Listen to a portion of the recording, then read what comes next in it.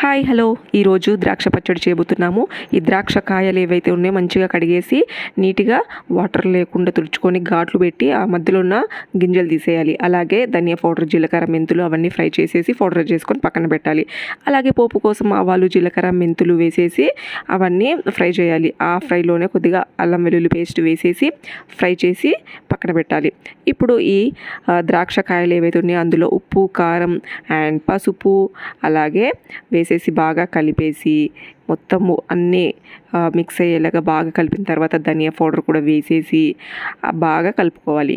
ఇప్పుడు అలాగే అందులో పచ్చి వెల్లుల్లి రెబ్బలు కూడా కొన్ని వేసేసి ఇప్పుడు మనం వేసుకున్న పోపు కూడా అల్లం వెల్లుల్లి పేస్ట్ పోపు వేసేసి బాగా మనము మిక్స్ చేయాలి. ఆయిల్ సరిపోకపోతే ఇంకొద్దిగా ఆయిల్ హీట్ చేసేసి అందులో వేసేసుకోవాలి.